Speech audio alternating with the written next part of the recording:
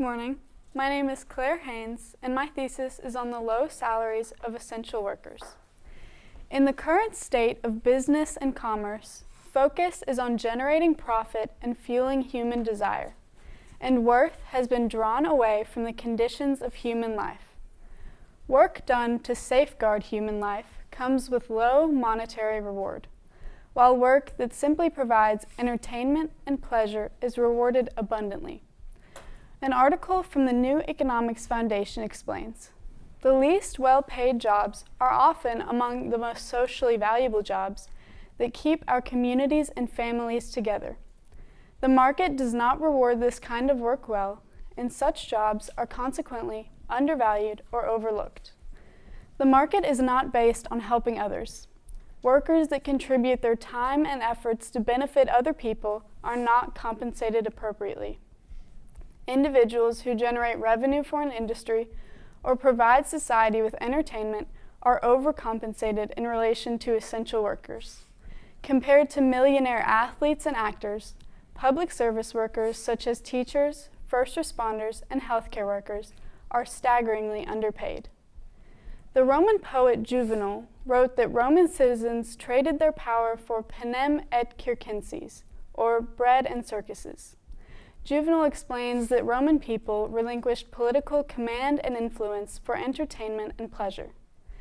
Bread and circuses were attempts by emperors to appease Roman citizens and prevent individuals' government involvement. The main event of their government-supported entertainment was gladiatorial games. Gladiatorial games were public events enjoyed by thousands of viewers at a time. These games and similar spectacles were held at the Colosseum, which generally held an audience of about 50,000 people. Crowds gathered to watch fights, hunts, and executions. An article from the American Spectator compares Roman entertainment to televised sporting events.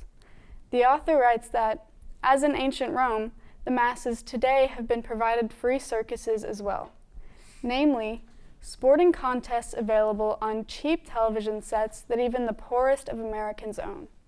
The bread of the Roman Empire is equated with modern food stamps. America is slipping into a system similar to that of the ancient Roman Empire. During the first few years of the gladiatorial games, gladiators were often slaves forced to fight by their masters. As the games became more popular, fame and riches motivated others to enter the arena. Successful gladiators were respected and valued as entertainers, rewarded with fame and fortune. They became public figures and were treated similarly to today's celebrities, honored for providing entertainment. More and more people are becoming absorbed by entertainment and uninterested in the welfare of others.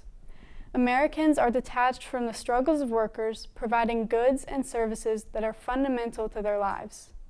America's current path mimics the decline of Rome. The Roman Empire fell slowly, while skewed morals and internal decay fueled its destruction. If America continues on its path, the country will find itself in ruins, just like the Roman Empire. American people need to reevaluate their principles and realize that personal pleasure should not be the highest objective. Essential employees are continually underpaid and overlooked. Researchers and economists argue that workers in sectors such as public service, healthcare, and education should earn increased wages based on their contributions to their communities and to America as a whole. Higher pay for essential work benefits individual businesses and broad industries. In the book, Teachers Have It Easy, several teachers narrate their experiences working in education. In one case, a day in the life of a teacher is contrasted by that of a pharmaceutical salesman. Jeffrey McCabe, a high school math teacher, begins his day by waking up at 4 in the morning and arrives at school by 6. The salesman, named Peter, wakes up at 7 and arrives at his first appointment after 9. A pharmaceutical salesman's responsibility is convincing physicians to recommend certain medications to patients. Peter attends 5 appointments spread throughout the day. He enjoys free time and makes sales calls in between appointments. He ends his workday at around 2:30. On the other hand, Jeffrey's school day includes 8 periods. He teaches or tutors 7 out of these 8 periods. He has a 25-minute lunch break at 10 a.m., which he primarily uses to read emails and listen to voicemails. He continues teaching and attending meetings until around 4:30. Jeffrey arrives home roughly 3 hours later than Peter. Jeffrey makes $256 for his day. Peter makes $391. There is a $135 difference between their days, yet Jeffrey works additional hours, deals with more complicated issues, and receives little to no break time during the day. The work done by Jeffrey is not only more demanding, but more important to the development of society than Peter's. Teachers are responsible for adding value to humanity by shaping the future adults of the world. Value is often placed on work that does not directly benefit most people. Athletes and movie stars are earning millions, while in most cases, teachers, first responders, and healthcare workers are making barely enough money to live comfortably. In an article from Popular Resistance, David Graeber writes, "If we all woke up one morning and discovered that not only nurses, garbage collectors, and mechanics, but for that matter, bus drivers, grocery store workers, firefighters, or short-order chefs had all been whisked away into another dimension, the results would be equally catastrophic.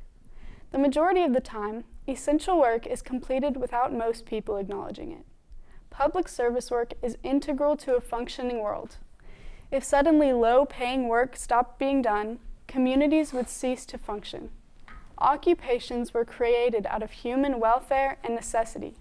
People need to be cared for, educated, and protected. Despite their importance, these roles often go unnoticed because individuals are chiefly concerned with their personal responsibilities. It is not economically or morally responsible to continue neglecting workers who add significant value to society. America is dealing with a significant lack of healthcare workers, educators, and caregivers.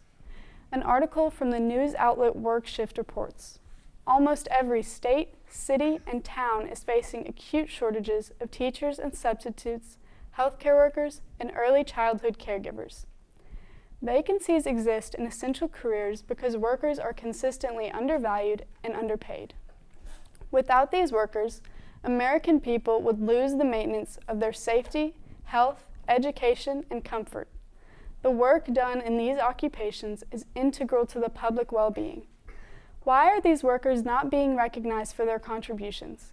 Individuals providing such valuable work should, at a minimum, earn livable wages. According to Education Resource Strategies, this standard is not being met in more than half the states. An article by Nathan J. Robinson, editor-in-chief of Current Affairs magazine, gives an example of a relatively useless job. The example is billionaire Larry Ellison's basketball retriever.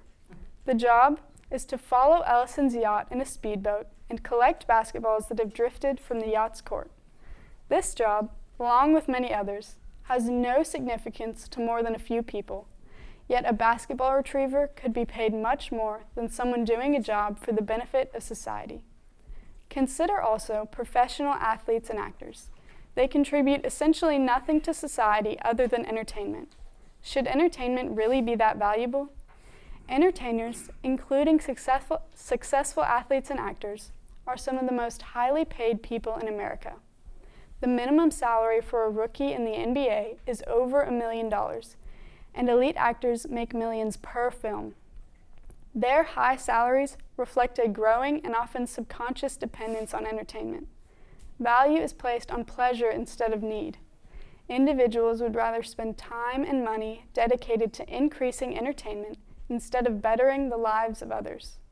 Nurses and doctors are paid less for saving lives than people who appear to an audience on a television screen. If human life is highly valuable, then shouldn't value also be placed on the work done to preserve it? Compared to self-preservation, entertainment is far from vital. In a world where money inspires power and comfortability, consideration should be given to the justification of pay disparity. Higher responsibility comes with jobs that assist other people directly. Caring for those who cannot care for themselves is an extremely important responsibility. In the same way, companies should financially care for their employees.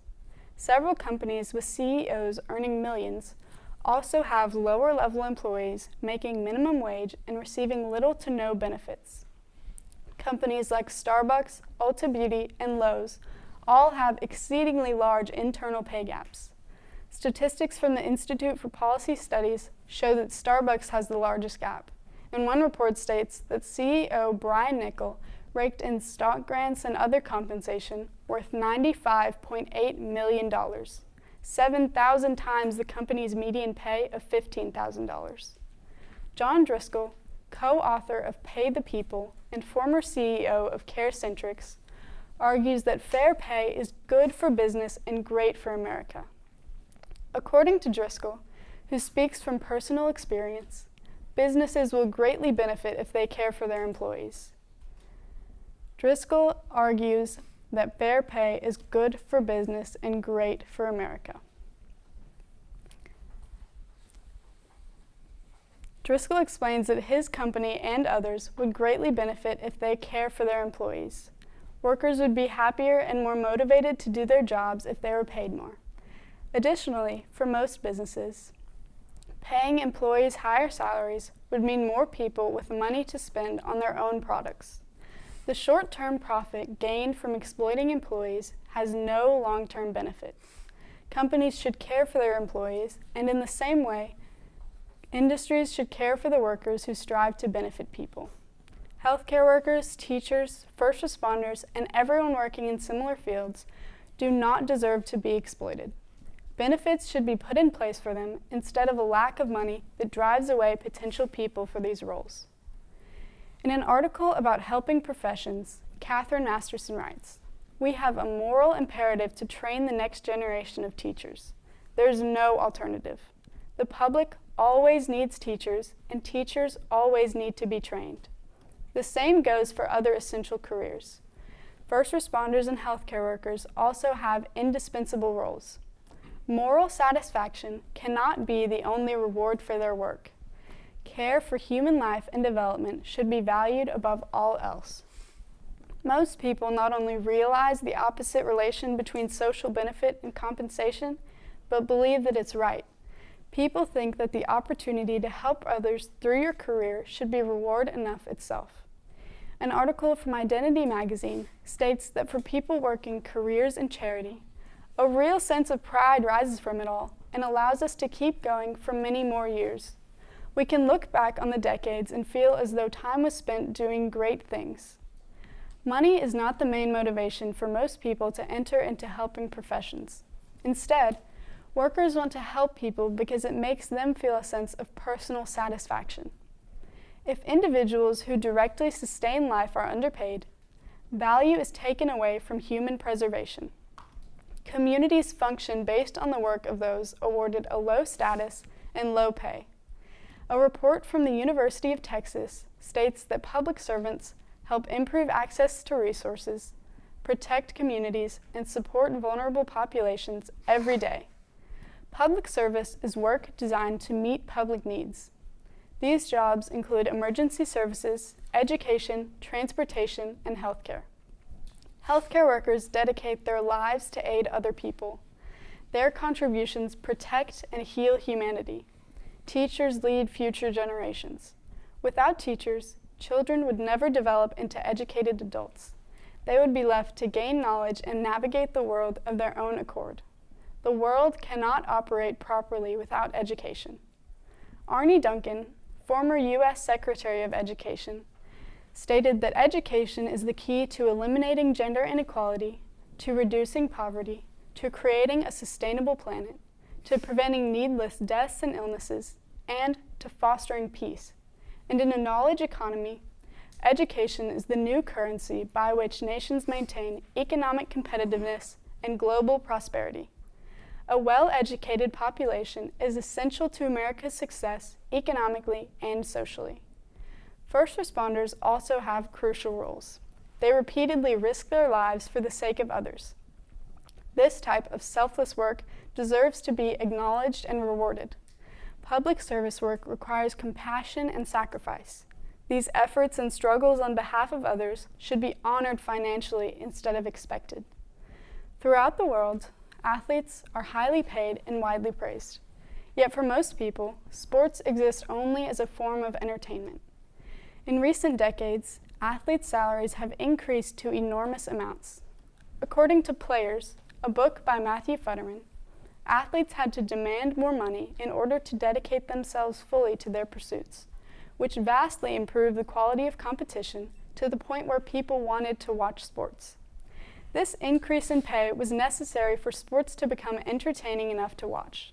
As quality of play increased, athletes' salaries grew based on growing revenue for their teams and leagues. Futterman writes that athletes demanded more money, and they got what they wanted. The most viewed national sports league in America is the NFL. The current average salary for an NFL player is $5 million. In the 1960s, the average was $10,000, which is equivalent to the purchasing power of $100,000 today. Money was put into programs that benefited athletes, and the athletes were responsible for making their sport engaging. Entertainment through watching television provides nothing but short-term pleasure for viewers. Those who supply this trivial pleasure should not be paid more than people directly preserving and improving lives.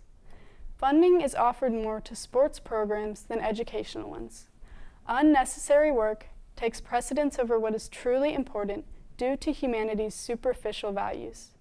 Most of the time, this system where money is funneled into programs that contribute minimal benefit is accepted. This acceptance comes from a relativity to personal benefit. When someone's help is not immediately needed, they are likely to be forgotten. More often, interest in entertainment fuels thoughts. People spend their days awaiting the next time their favorite team will play, or when they can watch a newly released series. Few individuals spend their days pondering the justice behind salary gaps. Fundamental roles are continually forgotten and overlooked. Several solutions can be put in place to address the current pay disparities in America. On the federal level, funding could be shifted into essential programs like education, healthcare, and emergency services.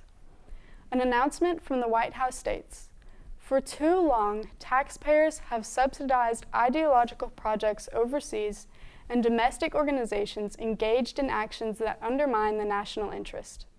Tax money should be directed towards projects and organizations that work in favor of the American people. With higher funding, educators and healthcare workers could earn wages in closer accordance with their value. The government could adjust minimum wage requirements and standards to better meet the cost of living. Additionally, companies themselves should not thrive when their employees are struggling. Businesses should care for their employees. Businesses could establish a limit for internal pay gaps between CEOs and subordinate workers. Potential workers need to be encouraged by industries to join essential fields. For students in medicine and education, scholarships from schools would be an incentive to find careers in these sectors. Financial bonuses would encourage people to join high-need positions. As more workers join these careers, conditions will improve. Class sizes for teachers would decrease, and staffing levels in hospitals and classrooms could rise. Change comes when society makes something a priority. A well-educated population is worth the necessary investment or possible tax increase. Fair pay is an issue that needs to be addressed. It is the responsibility of Americans to advocate for a change in the current system. If value is placed on society and human life as a whole, those who educate, protect, and heal humanity should be fairly compensated and rewarded for their indispensable roles. Thank you.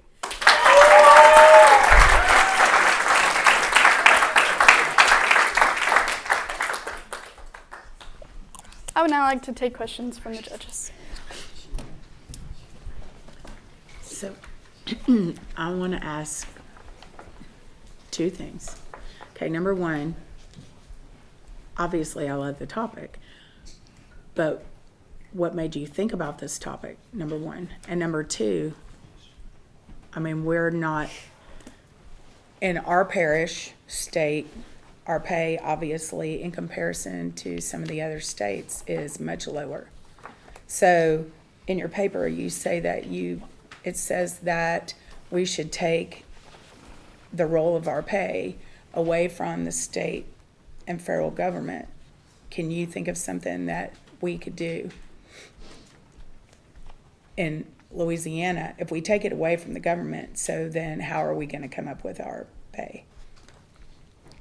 So to answer your first question, I came up with this topic because last year when we were picking topics, I first wanted to do something about how athletes are overpaid, because you hear in the news about how people are signing contracts for a few years and making hundreds of millions of dollars.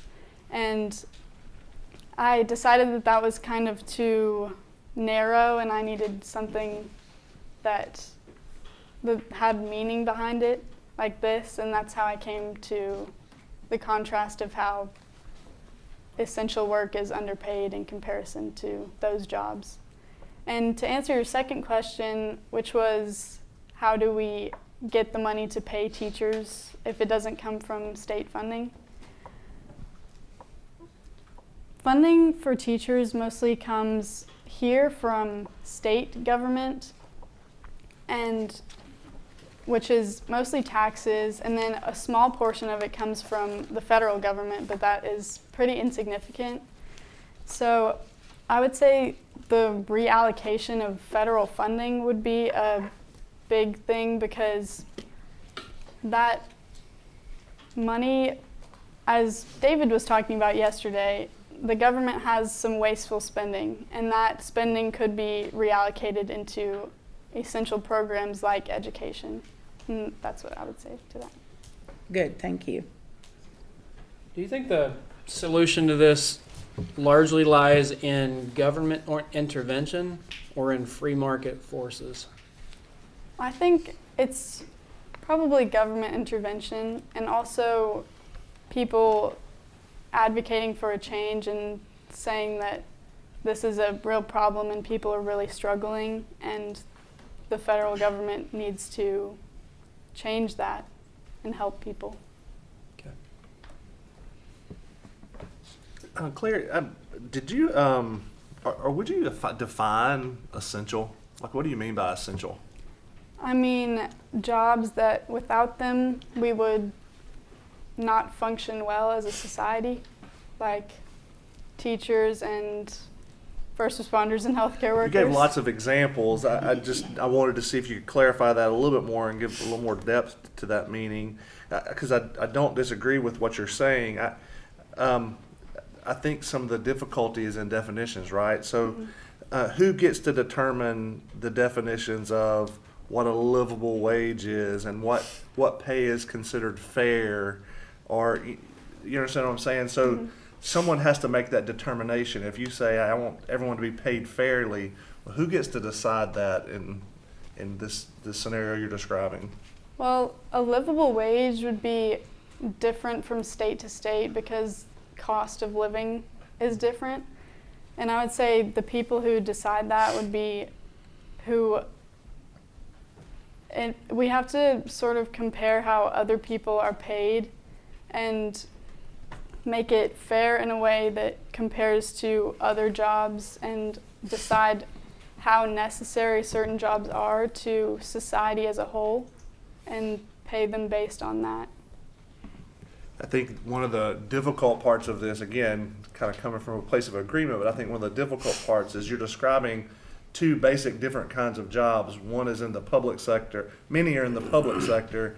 Many are in the private sector. And there are two different sources of income that those come from. One is retail and, profits, losses, that sort of thing. And one is tax dollars. And so I just kind of wonder if you've given any thought to what do you think is the general will of the people? Would people generally be willing, you think, to pay more in taxes if they knew that was going to go to paying, cops and firefighters and, teachers more? Or do you think we're not at the point yet where people are willing to say, yeah, I'll sacrifice more of my salary to let that happen? Do you have a thought about that? I think that people would probably be reluctant to do that at first, but I tend to agree. yes, but if people knew, the importance and were sort of educated on what would happen if we didn't have teachers and society was completely uneducated, or we didn't have healthcare workers and no one knew how to save themselves, then they would be more willing to contribute to that. Sure. I think, the difficulty is, I can sell an NBA basketball ticket for hundreds of dollars and fill up a stadium, and I don't know that I could say, hey, you're going to give this one firefighter a $300 raise. Would you be willing to pay hundreds of dollars to do that? And it's just a difficult thing to convince people to be willing to do that. So thank you. You did a great job, Claire. Thank you. So I kind of got mad all over again while I was listening to you at how little money I make, that nobody's asked for my name, image, and likeness. And I think I'm entertaining sometimes in the classroom, yes? Yeah. Frequently. No, I'm thinking about, I've heard it said before that teaching is the only profession that all professions have to travel to. Yep. But then, as I look around the room, and I think back to your narrative in here about comparing the teacher to the pharmaceutical worker, the pharmaceutical salesperson doesn't get to hang out with people of the caliber that we, as your teachers, get to. So, after doing all of this, how much does salary influence what you think about doing in the future? What are your plans when you go into college, and how much of salary do you think about when thinking about what you want to do? I think about it pretty significantly because that's the thing that will, decide how you live the rest of your life. And I don't think that I would be a teacher just not because of the pay or because of, their value, because teaching is extremely honorable and there's so much that comes from that. But I would say that does have a significant impact, and I do want to go into something in the healthcare profession because there is a little bit more of, a difference in a room to live comfortably in some of those professions, and you get to help people as well. That's good. And the last thing I want to say is I've been joking that you all have done such a good job. We were going to make you all arm wrestle for who gets to go to symposium, but your gladiator game slide has given me a whole new vision of what we're going to make you guys do. You do have some more slides. Do you want me to click to some of those? And Sure. there, have a well, slide hold of on. the That's basketball what we're going to retreat? make y'all That's a good do. one. That's what y'all are going to have to do Yeah. according to Armor my wrestling. This is percent of Americans who would not want their child to become a public school teacher, which is pretty sad. I mean, it's a great job, and Private school, am I right? I don't really, it's disappointing to see that. And then this one is employment in first responder occupations. It has gone down, as you can see. I had my first question to you was this a government solution or a private sector solution? Because a lot of these jobs that you're listing as wildly underpaid are government employees or in industries that are where the government holds a monopoly. So on the other hand, someone might say, yeah, NBA players shouldn't make millions of dollars, but on the other hand, it's a private industry that's paying people millions of dollars. Let's privatize everything. What do you think of that? I mean, so there's this extreme free market response who would be very skeptical of the government fixing anything because they've created the problem. Mm-hmm. I think that it could be fixed by the government. I mean, they have the power to change these sort of things, and I think it could be up to them to make the solution. Okay. So we're just about out of time and ready to go to the next one, but this will be the second time during this week that I bring up Little House on the Prairie. I've watched those episodes many times, but there's this episode where the women, they go on strike.